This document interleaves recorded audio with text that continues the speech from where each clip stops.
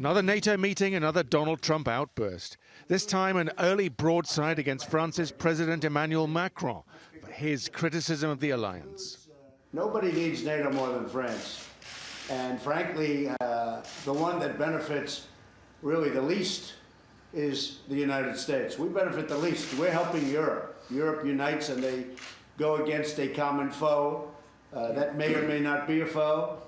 Can't tell you that. But there are other foes out there also. But I think nobody needs it more than France. It was just the start organisers didn't want. NATO leaders are gathering to mark the 70th anniversary of their alliance.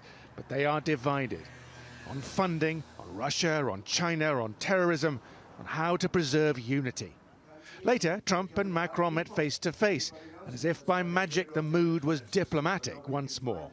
NATO is becoming different than it was, much bigger than it was, and much stronger than it was because people are now fulfilling their commitments. This is perfectly true that the US overinvested decades after decades, and it is #1 by far. And I do share the statement. That's why I'm a strong supporter of a stronger European component in NATO. More countries are paying more, but Trump has called those that aren't delinquents. Both presidents have talked about the need for flexibility, with Macron highlighting NATO's failure to define and confront terrorism. That was to be an important part of separate four-way talks about Syria. Presidents Erdogan and Macron, Chancellor Angela Merkel and Prime Minister Boris Johnson discussed Turkey's military operation in Syria. Erdogan is demanding more solidarity. His allies have criticised his lack of coordination and some of the factions his forces are working with.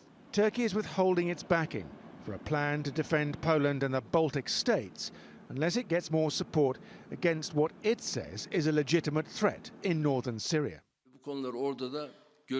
We can discuss that, but the terrorist organisations as we recognise them, if our NATO allies don't agree to recognise them, then we will take the necessary steps.